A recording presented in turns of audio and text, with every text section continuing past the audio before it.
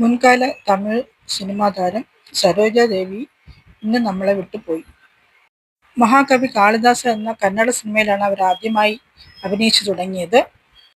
അവരുടെ ആദ്യ പടത്തിൽ തന്നെ അവർക്ക് ദേശീയ അവാർഡും കിട്ടിയിരുന്നു.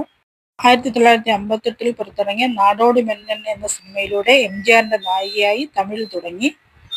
എംജിആറിനോടൊപ്പം തന്നെ ഏകദേശം 26ഓളം പടങ്ങളിൽ അവർ അഭിനയിച്ചിട്ടുണ്ട്.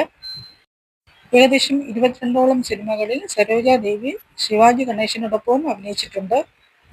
അന്നത്തെ താരങ്ങളായ എംജിആർ, ശിവാജി ഗണേശൻ, ജെമിനി ഗണേശൻ തുടങ്ങി എല്ലാ വമ്പൻ താരങ്ങളോടൊപ്പവും ഇവർ ധാരാളം സിനിമകളിൽ അഭിനയിച്ചിട്ടുണ്ട്. എങ്ക വീട്ട് പിള്ളൈ, ആലയമണി, അൻപേവ, കല്യാണപ്പരിസ് തുടങ്ങി സരോജാദേവി അഭിനയിച്ച എല്ലാ പടങ്ങളും വമ്പൻ ഹിറ്റുകളായിരുന്നു. സരോജാദേവി ഒരേ സമയങ്ങളിൽ 30ഓളം സിനിമകളിൽ അഭിനയിച്ചിരുന്നു. ഒരു ദിവസം 18 മണിക്കൂറോളം അവർ സിനിമയിൽ അഭിനയിച്ചിരുന്നുവെന്ന് മുമ്പൊരിക്കൽ അവർ തന്നെ പറഞ്ഞിട്ടുണ്ട്. തമിഴിലും കന്നഡയിലും ആദ്യത്തെ പെൺ സൂപ്പർ സ്റ്റാർ സരോജാദേവിയായിരുന്നു.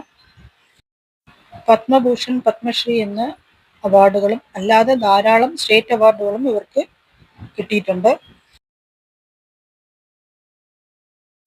200ഓളം സിനിമയിൽ അഭിനയിച്ച സരോജാദേവി സൂര്യയ്ക്കൊപ്പം ആദവൻ എന്ന സിനിമയിലാണ് അവസാനമായി അഭിനയിച്ചത്.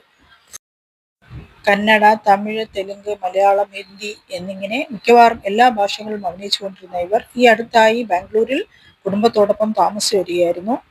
എന്നാൽ കുറച്ചു നാളായി അവർക്ക് അവരുടെ ആരോഗ്യനില ശരിയല്ലാത്തതുകൊണ്ട് റെസ്റ്റിലായിരുന്നു.